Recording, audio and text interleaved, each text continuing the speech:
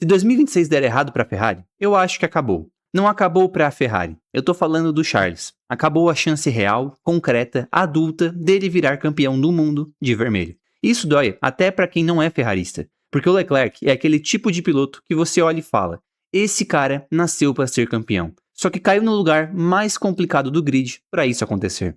Ele entrou na Ferrari em 2019. E na boa, a estreia dele foi absurda. Ele não se adaptou, ele chegou e já bateu de frente. Ganhou do Vettel, dentro da casa do Vettel, e não foi só uma vez. O recado foi instantâneo, me dê um carro e eu resolvo. A Ferrari olhou para isso e pensou: pronto, achamos o nosso cara. Só que aí vem um detalhe cruel. A Ferrari achou o cara, mas não achou o carro. E pior, não achou o caminho.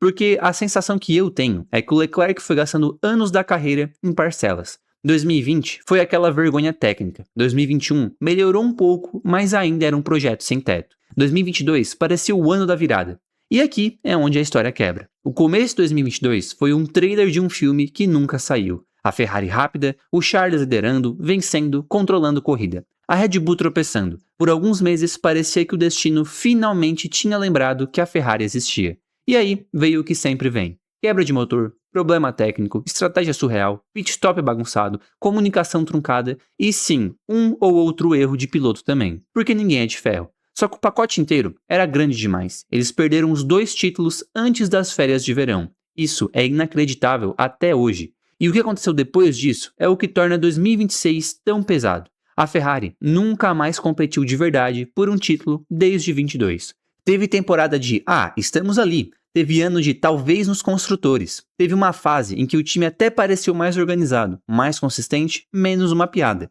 Mas competir mesmo, daquele jeito que você olha e fala: se essa equipe não ganhar é zebra, não aconteceu. E enquanto a Ferrari patina, o mundo não espera. O Verstappen empilhou 4 títulos seguidos. A McLaren, que era meio de grid quando o Charles estava ganhando em 2022, virou referência de execução e performance. E de repente, você abre a tabela e vê o Norris campeão mundial antes do Leclerc.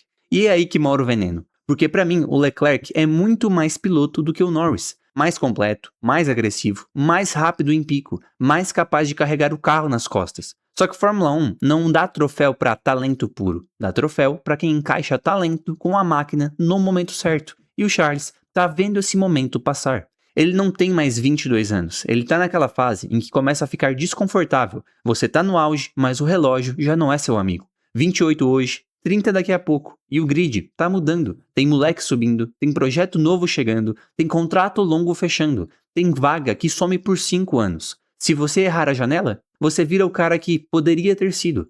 Por isso, eu compro a ideia de que 2026 é a última chance da Ferrari convencer o Leclerc. E não é convencer com discurso, com marketing, com foto bonita em Maranello. É convencer com cronômetro. É convencer com o carro que ganha a corrida. No mínimo, um carro que brigue na frente o tempo todo, sem depender do caos, sem depender do safety car, sem depender do milagre de quali. E cara, se em 2026 eles chegarem e o carro é ok, tipo quarto melhor, brigar por pódio aqui e ali, isso não é suficiente. Porque ele vai olhar pro lado e falar: eu já vivi esse filme e eu não tenho mais tempo para replay. E aí entra o mercado. Muita gente fala: mas para onde ele iria? E eu entendo a pergunta, porque os lugares óbvios parecem fechados. A McLaren tem dupla jovem e forte. A Red Bull é um time construído em torno de Max e, sinceramente, eu duvido que a Red Bull queira 2 galos daquele tamanho no mesmo quintal. A Mercedes é a Mercedes, mas também é um universo de política, academia de pilotos, e ninguém sabe exatamente como as coisas vão se arrumar nesse ciclo novo.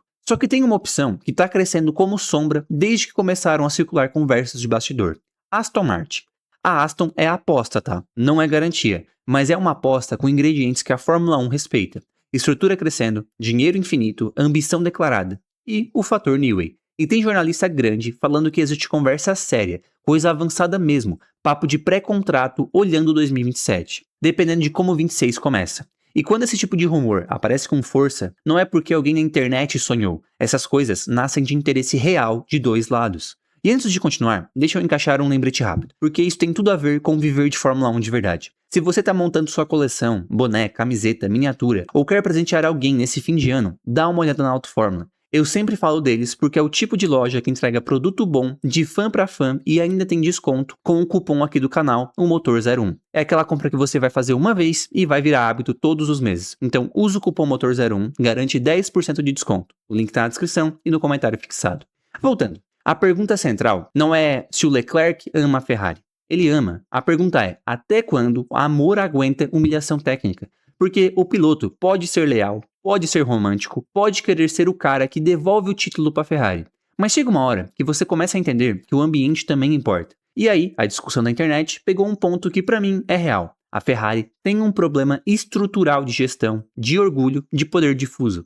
Quando dá errado, ninguém assume. Quando dá certo, todo mundo aparece na foto. E isso, para um piloto que quer ser campeão, vai corroendo. Você começa a sentir que tá pedindo desculpas pelo time, que tá explicando o inexplicável, que tá justificando o injustificável. E o que torna 2026 ainda mais cruel é que vai ser o reset, regulamento novo, filosofia nova, lideranças novas. É o ano em que você não pode dizer, o conceito já estava definido. Não, ali é página em branco. E se a Ferrari errar a página em branco, aí fica difícil até defender para ficar.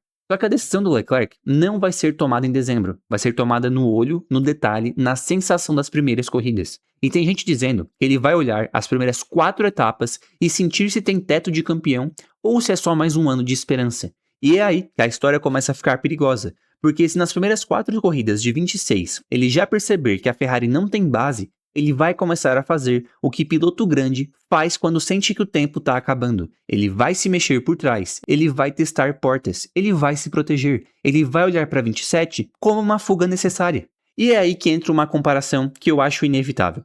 O Alonso já viveu exatamente esse tipo de encruzilhada. Ele ficou tempo suficiente para entender que o problema não era um detalhe, era um sistema. E quando o piloto percebe que é sistema, ele para de esperar uma solução rápida. Ele começa a escolher o próprio caminho. O Leclerc está chegando nesse ponto agora, porque esperar um fim de semana bom é uma coisa, esperar uma reformulação cultural é outra. E eu acho que o torcedor, principalmente o torcedor da Ferrari, às vezes subestima como isso pesa para um piloto. A gente vê a corrida de domingo e pensa, é só melhorar a estratégia. Só que por trás é uma vida inteira em volta daquele objetivo. Treino, sacrifício, pressão, cobrança, mídia italiana te esmagando viva, expectativa absurda e você ainda tem que acordar segunda-feira e ouvir que foi uma pena. A gente vai analisar, a gente vai aprender. Isso por anos. Tem hora que a cabeça do cara começa a fazer uma conta fria. Eu sou bom o suficiente. Eu já provei isso. Então por que eu tô aqui colecionando frustração? E o pior é que a conta fria dele vai comparar com os outros. E é aí que a comparação dói. Porque ele vai ver o Verstappen com 4 títulos seguidos, ele vai ver a McLaren crescendo, ele vai ver o Norris campeão mundial, ele vai ver o Piastri acumulando vitórias, ele vai ver gente mais nova entrando na conversa. E aí ele vai pensar, eu tô parado no mesmo lugar. E isso não é inveja, é sobrevivência de carreira. Só que tem um detalhe importante, sair da Ferrari também pode ser uma armadilha. E eu acho que é aqui que muita gente simplifica demais. Vai para Aston Martin e pronto. Não é assim. A Aston pode ser boa em 26? Pode, mas também pode ser uma bagunça com um carro rápido e uma execução fraca. E carro rápido sem execução te dá pódio bonito e te tira campeonato no detalhe. E o Leclerc sabe disso, ele viveu isso na Ferrari. Ele não vai pular para reviver o mesmo filme com outra cor. Ao mesmo tempo, se a Aston realmente acertar a mão, é a vaga mais limpa. Projeto novo, equipe faminta, estrutura crescendo, motor forte e a chance de virar o rosto de uma nova era. Teria a Red Bull também, o que eu já acho mais difícil. Não porque o Leclerc não teria coragem de encarar o Max. Ele teria. Ele é do tipo que quer a chance mesmo que doa. Só que o sistema da Red Bull é todo moldado em volta do Max. E ninguém vai trazer um piloto que ameaça a liderança, a menos que o próprio Max esteja de saída. E aí vira outro caos. Se o Max quiser sair e a Aston for o destino, você cria um cenário maluco onde 2 carreiras gigantes começam a orbitar a mesma vaga. E isso mexe com tudo. Só que é aquele tipo de coisa que, para acontecer, precisa de algumas peças caindo ao mesmo tempo. Por isso, eu volto para a tese inicial. 2026 é o ano que decide o futuro do Charles. E decide não pelo título necessariamente, mas pelo sinal. O que ele precisa ver? Ele precisa ver base. Ele precisa ver que o carro nasce certo, mesmo que não seja dominante de cara. Ele precisa ver conceito bom, direção clara, evolução constante, equipe executando, estratégia sem palhaçada, pit stop sem novela. Porque se ele enxergar isso, ele aguenta um ano de construção. Ele aguenta 2026 e mira 27 e 28. Só que 26 nascer torto, aí acabou a paciência. E eu acho que a Ferrari sabe disso, e é por isso que a pressão em Maranello vai ser brutal. Porque perder o Leclerc não é perder um piloto, é perder o símbolo do projeto. É perder o cara que aceitou tudo, que defendeu o time, que engoliu o sapo, que deu entrevista sorrindo depois de um domingo trágico. É perder o cara que, mesmo com tudo, ainda faz a Ferrari parecer relevante. E, ironicamente, a Ferrari pode continuar rica mesmo perdendo tudo. A marca vende, o vermelho vende, o marketing vende. E esse é o perigo, porque o time não sente dor financeira pela seca. A mudança demora demais. E para o piloto, demora mais do que ele pode aceitar. Então, eu acho que o torcedor precisa se preparar para uma realidade dura. Existe um cenário em que o Leclerc nunca vira campeão mundial. Não porque ele não tem nível. Para mim, no grid atual, ele só perde para o Verstappen. Mas a combinação máquina mais timing mais ambiente pode nunca encaixar. E isso seria uma injustiça histórica, daquelas que a Fórmula 1 coleciona e depois finge que é normal. Eu torço para que encaixe. Eu torço para que 2026 seja o ano em que a Ferrari finalmente acorde, faz um carro de verdade e o Leclerc possa olhar pro espelho e falar, agora sim. Só que se não for, a decisão dele vai ser triste, vai machucar fã, vai machucar ele e vai virar aquele tipo de manchete que parece num fim de semana qualquer e parece um soco. Leclerc decidiu o futuro. E quando esse dia chegar, a pergunta não vai ser por que ele saiu. A pergunta vai ser, por que a Ferrari deixou chegar nesse ponto? E aí, não tem romantismo que salve. Lembrando, galera, se vocês quiserem os melhores produtos da Fórmula 1, vai no link da descrição, usa o cupom MOTOR01 na Autofórmula e garante 10% de desconto. E se você quiser entender como o Senna dominou a Fórmula 1 na chuva, assiste o vídeo que está aparecendo agora na tela. Eu sou José e esse é o Paddock Motor. Valeu, galera!